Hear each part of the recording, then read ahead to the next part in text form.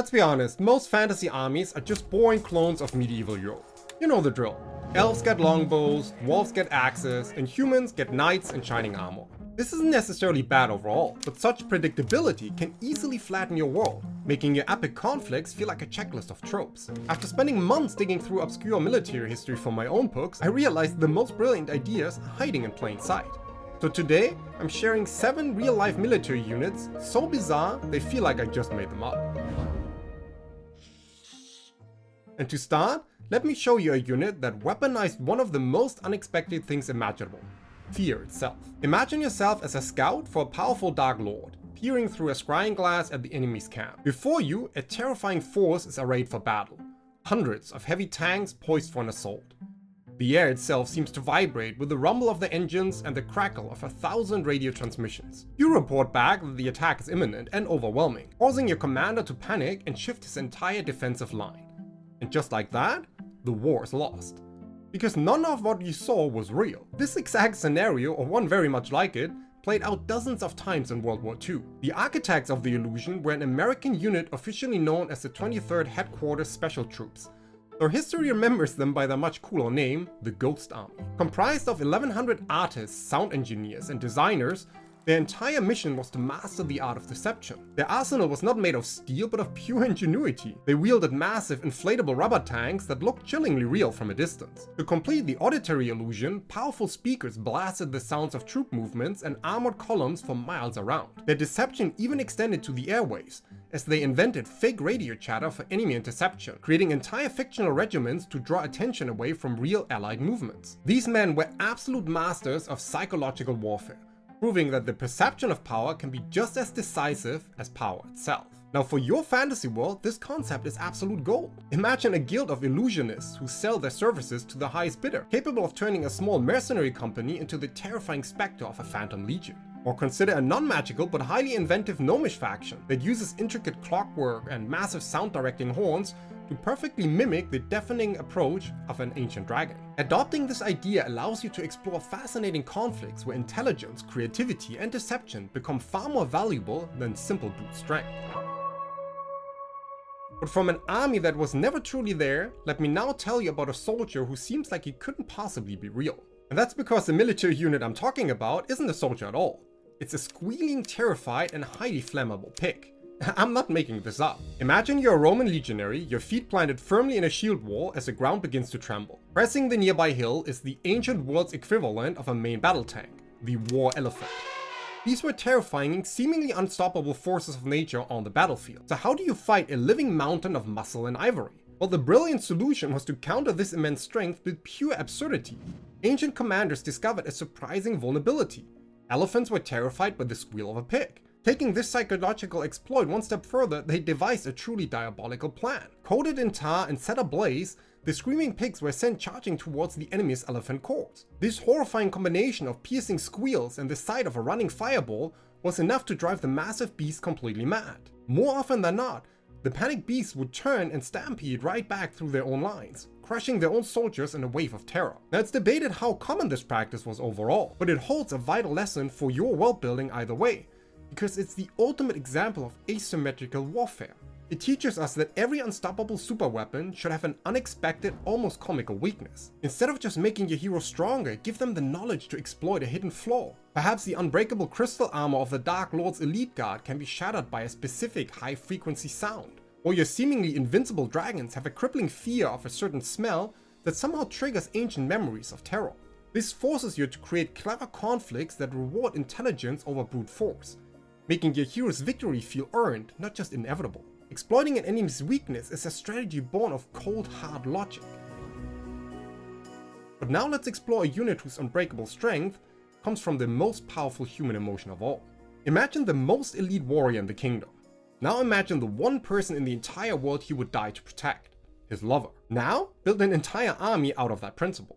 That was the Sacred Band of Thebes, one of the most formidable fighting forces in ancient Greece. The unit consisted of 150 pairs of male lovers, and the core idea, as recorded by Plutarch, was that an army founded on love would be unbreakable. Basically, the thinking was that a soldier would fight with suicidal ferocity to protect their partner, and would be ashamed to show any cowardice in front of them. For over 30 years, they were among the most feared elite units, an elite shock force that smashed through enemy lines. The legend was cemented in their final battle against Philip II of Macedon, where they refused to retreat and were annihilated to the last man, dying side by side. Now the application for fantasy is immediate and powerful here. You could create an order of knights whose oaths are sworn between partners, or explore a culture where romantic and martial partnerships are one and the same. Anything in that direction immediately introduces incredible stakes into every battle, because a single arrow suddenly doesn't just kill one soldier, it also devastates their partner, who might fly into a berserker rage or lose the will to fight. This concept weaves themes of love, loyalty, grief, and vengeance directly into the fabric of your military conflicts, making every skirmish emotionally resonant. But while the Secret Band of Thieves was a small elite unit designed for shock and awe, our next example uses a similar principle but on a much larger scale. Imagine this, it's the dead of night on the Eastern Front. You're a German soldier huddled in a frozen trench when you hear a faint whistling sound, almost like a broomstick sweeping through the air. From that moment, you have a second to feel confused before the world explodes. Because you've just been attacked by the Night Witches. This was the German nickname for the 588th Night Bomber Regiment of the Soviet Air Force, a unit composed entirely of women. They flew missions in obsolete Polikarpov Po-2 biplanes, which were little more than wood and canvas. These planes were so slow their maximum speed was lower than the stall speed of several German fighters, making them incredibly difficult to shoot down. But the masterstroke was their attack method. They would fly in groups, and as they neared their target, they would cut their engines and glide silently toward the bomb release point. This eerie whistling sound was the only warning the Germans had before the bombs fell. These women flew over 20,000 missions, often in the freezing cold of open cockpits with no parachutes, navigating with a map and compass. And by doing so, they became a testament to using outdated technology with brilliant, terrifying tactics, which also makes it a perfect model for an underdog faction in your fantasy world. You could, for example, give your seemingly weak nation an advantage born of desperation and ingenuity. Maybe your rebels fly gliders made of bamboo and silk, dropped from high cliffs for silent nighttime raids. Or a poor kingdom has a core of mages who can only perform one single cantrip, silencing sound in a small area. But they expertly use it to turn their entire army into stealthy infiltrators. Whatever you do, the Night Witches prove that the clever application of a limitation can become a defining strength. But with that said, let me now take you from clever tactics to one of the most gloriously strange weapon concepts ever devised. Now, during World War II, the United States poured millions of dollars into Project X-Ray. The goal? To attach tiny custom-made incendiary bombs to thousands of Mexican free-tailed bats.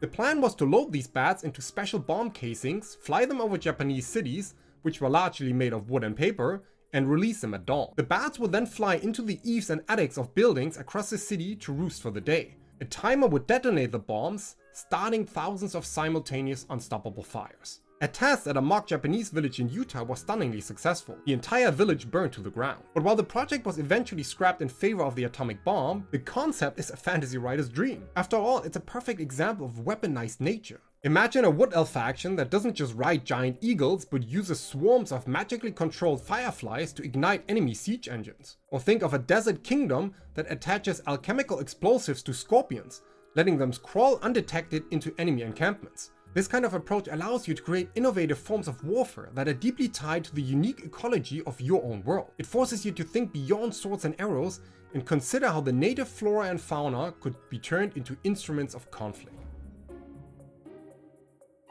But with nature covered then, it is time to turn to a unit that weaponized pure unadulterated aggression. You see, World War I was defined by the stalemate of trench warfare.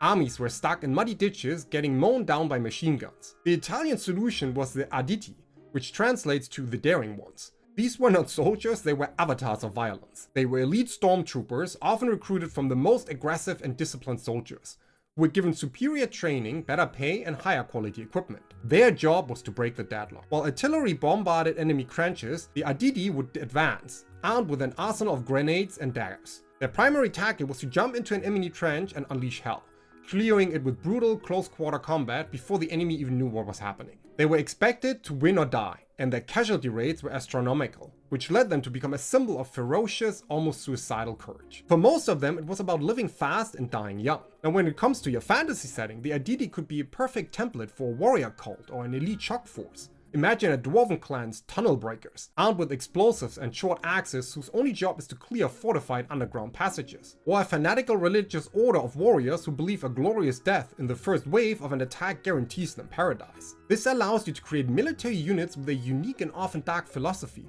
that dictates their tactics and their terrifying reputation on the battlefield.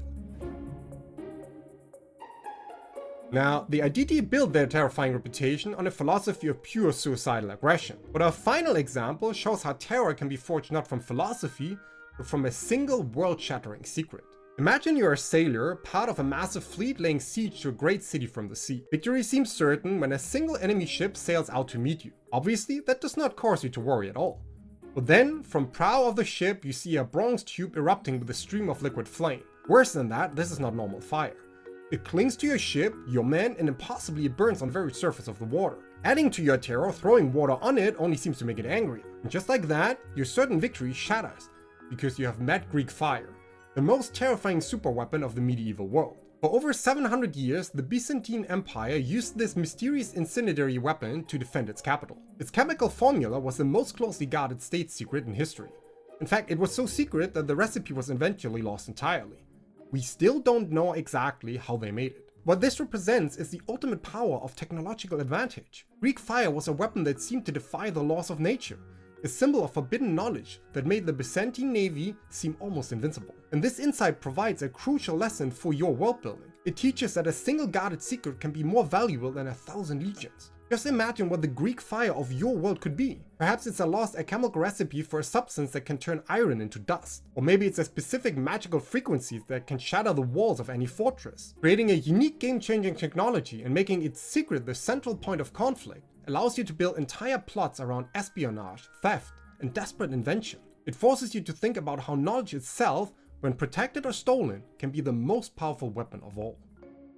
So you now have 7 battle-tested historical concepts to break free from the boring fantasy army trope and add incredible depth to your world's conflicts. But here's the next challenge.